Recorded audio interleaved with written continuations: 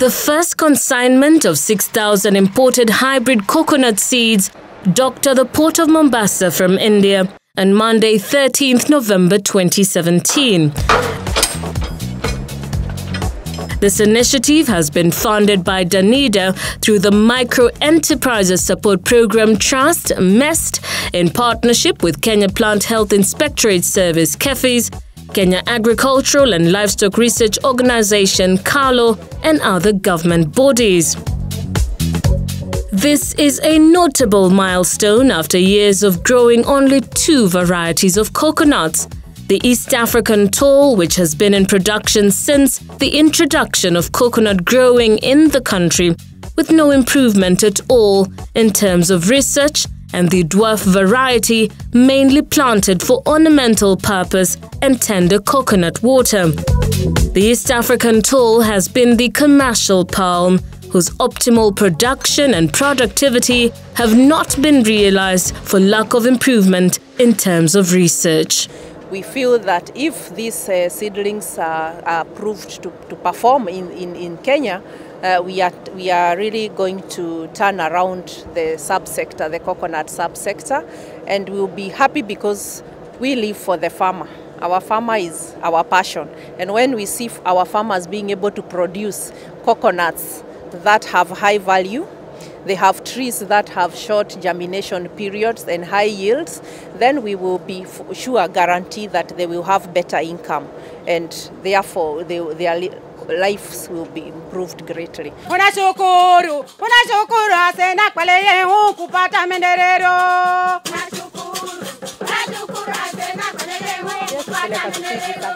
The initiative was initiated 5 years ago by MEST after interaction with Asia Pacific Coconut Community at a conference in Kochi, India.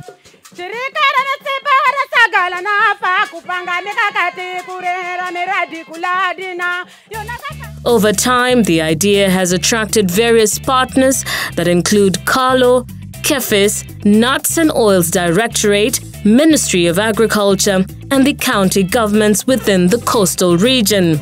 We want to declare this coconut hybrid project officially commissioned.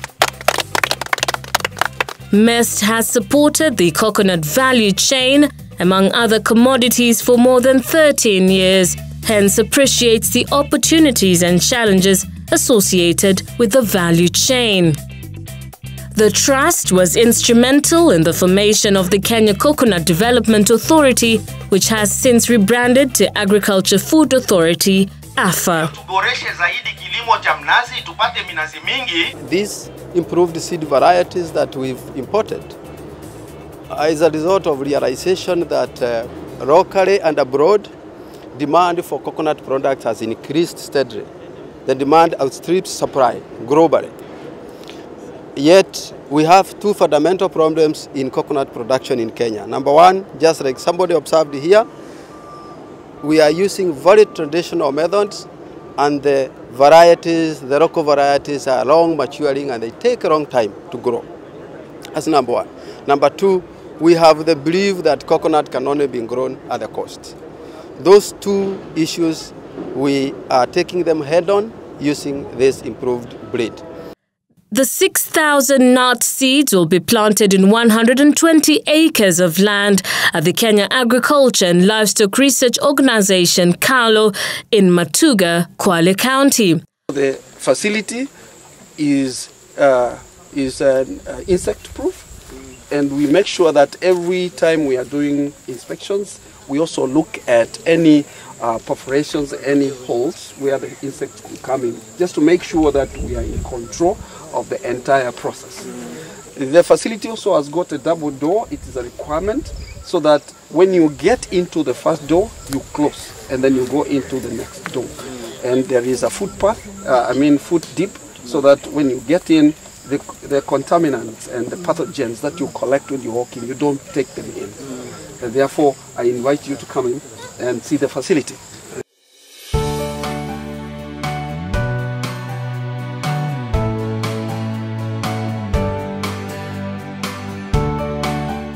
All seeds will be planted at KALRO land in partnership with Kenya Plant Health Inspectorate Service, KEFIS, who will manage the quarantine facility and shed for at least 6 months. This shade net is supposed to prevent any kinds of insects from entering the shade net, and we are going to plant the coconut hybrid seed nuts, which have been imported from India, and if they have any kind of disease, they'll be restricted from getting out, so that they might not contaminate the coconut trees which we have here. After successful observation, the seedlings will be distributed to smallholder farmers who are expected to reap the benefits within 2 years. This is such a reprieve, unlike where they had to wait for 5 to 7 years to reap from a coconut palm. I'm so grateful because at least now we can breed. After 5 or 10 years, we can get coconut. Because now we are so short of coconut. One coconut, which we used to buy this big for 10 shilling. Now the same coconut, this small, for 150. This is really a new dawn. Everybody is excited and we are excited. And this is actually the beginning of everything. The coast region is well known for producing coconuts in Kenya. In fact, coconut palms have been used as symbols of the various organizations in the region. The indigenous East African tall coconut can be traced back to more than half a century in the East African market.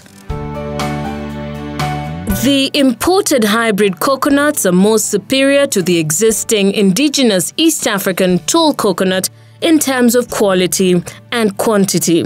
Some of the differences include, for the imported hybrid coconut, a maturity period of between 2 to 3 years, while for the indigenous East African tall, the maturity period is between 5 to 7 years. While the imported hybrid coconut produces between 250 to 300 coconuts per tree per year, the indigenous East African tall only produces between 50 and 80 coconuts per tree per year. The annual production of the imported hybrid coconut is between 15,000 to 18,000 coconuts per acre per year, while the annual production of the indigenous East African tall is between 3,000 to 4,000 coconuts per acre per year. The copra weight of the imported hybrid coconut is between 200 and 250 grams per nut, while the copra weight of the indigenous East African tall is between 100 and 150 grams per nut. The imported hybrid coconut has a high water content of between 500 to 700 ml per nut, while the indigenous East African tall has a low water content of between 150 and 200 ml per nut.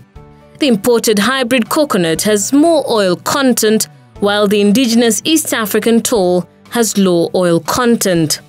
The imported hybrid coconut requires high level of management, while the indigenous East African tall doesn't require a high level of management.